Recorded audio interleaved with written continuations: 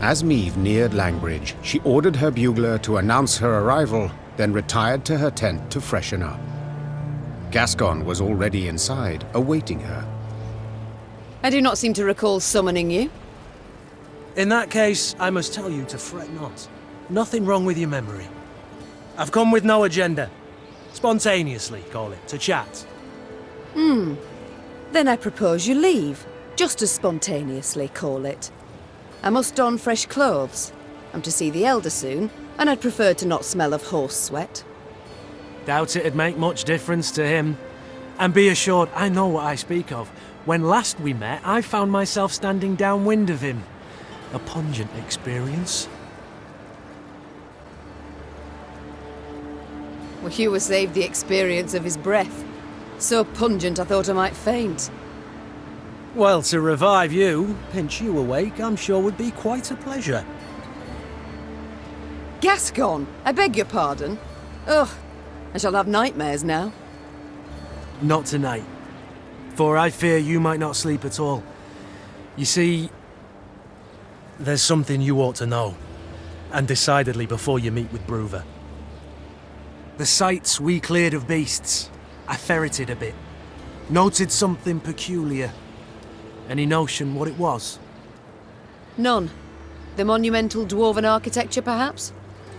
Bones, my dear Meve. Dwarven bones. Now, guess what I found on them? Wait, don't dare give me any hints. Bite marks. Of course. After all, they'd been gnawed clean of all flesh by monsters, incidentally making it quite easy to spot other markings. Ones made by axes and swords.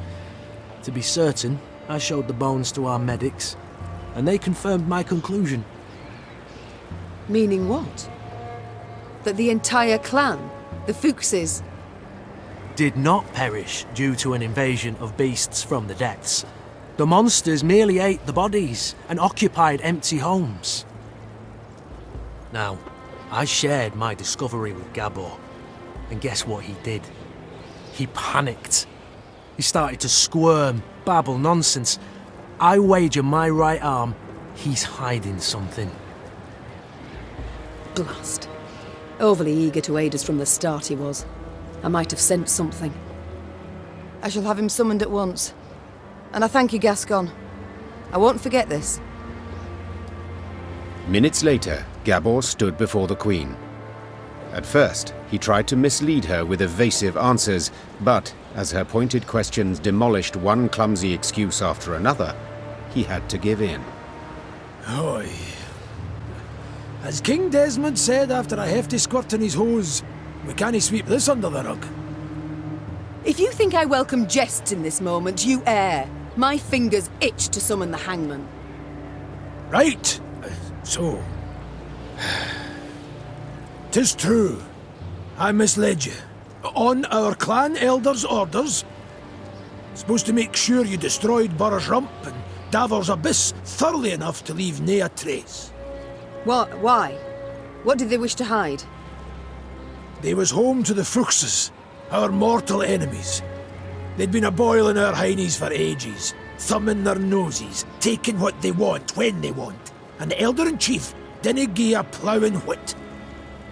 So to stop them, our clan, we did the unpardonable. The Zigrin elders saw their chance and they... Gods. So you were responsible for the deaths of all those dwarves? Me? I didn't raise a finger. Tried to stop them, in fact.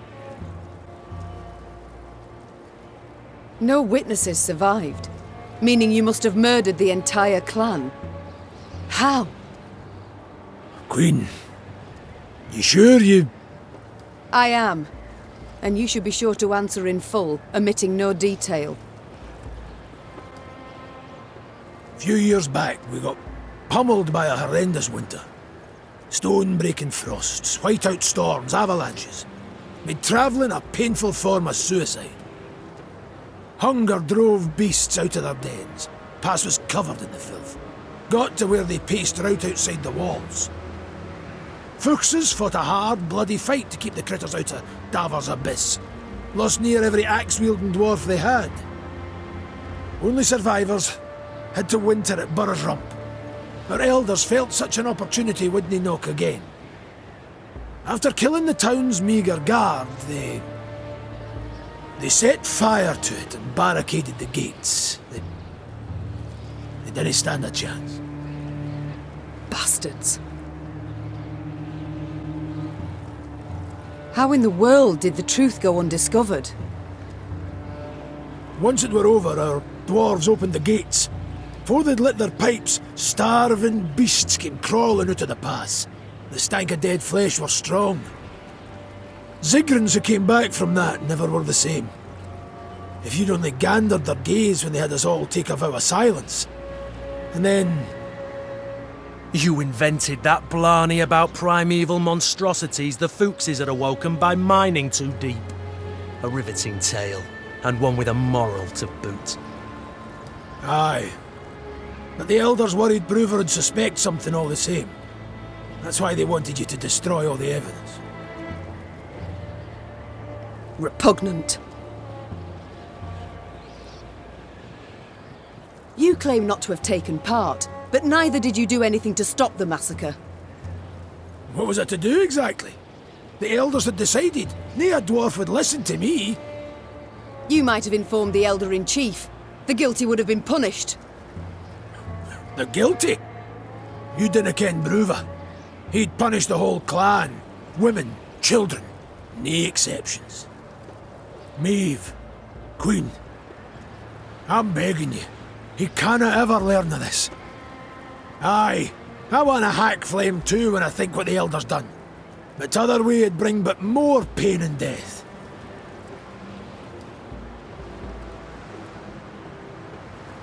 You've got a lot of nerve, making requests after lying to me.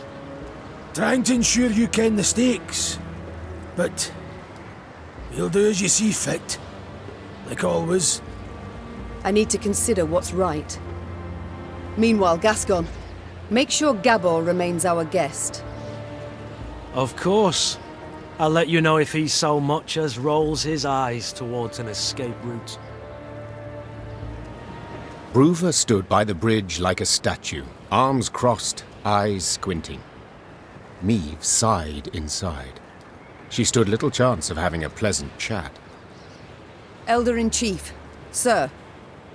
No Sharon and Grayson here, lass. Ploughing humans. Always out to fix things, always end up cocking them up. You think you're due glory, do you? Monster Slayer Meve? Patroness of dwarves? Blast it. What do you think? Why didn't I exterminate those beasts myself, eh? Go on, tell me! For you... For I didn't want to. For something didn't fit, damn it. So I resolved to not destroy their nests and evidence till I learned the truth of who done it. postponed it all those years expressly. Though your subjects were dying. I dinna need no lectures from the likes of you. Justice must be served. That's worth any price. And I was close. Had leads. And now, it's all gone to hell. You flooded Devor's abyss. You brought Burrow's rump down on itself. And I'll never ken who killed the Fuchses. Understand? Never! I would not be so sure. Sure of bloody what? That you shall never learn the truth. For I learnt it just moments ago. 'Twas the Zigrins who killed the Fuchses. The Zigrins? But... hold. Aye, would explain a lot, that. Ah, the snakes, worms, rogues! Why, I'll show 'em. All right. Got to admit you've more in that pretty heat of yours than I expected, but dinna you start thinking we'll be toasting a new friendship. You want our aid? You'll have to answer our questions. My questions. Lots of them. And they're all hard, so dinna you go smiling at me yet. Why, I wouldn't dare. Better not. Right. Time we moved on. Brouver set off at a brisk pace, paying Meve nor anyone else heed. The Elder's bodyguards rushed after him, Then came the Lyrian force, and at its end trudged Gabor Zigrin, hands and feet in shackles. I would like to march at once. So by your leave? Nay, not granted. At once? What's that mean? Our laws are clear. Guests are to be sent off with a thundering feast. Even the humans. Brouver, as was Brouver's wont, insisted. So the Queen accepted the invitation, but as was her wont, set a condition. The feast was to last but one night, and not, as was the wont of local custom, an entire week. All clans were to be represented at the feast, save one, of course, the Zigrins. For they had already learned their punishment. The entire clan was banished from Mahakam. An exception was made for one of their number, for Gabor, who was beheaded before the day was done.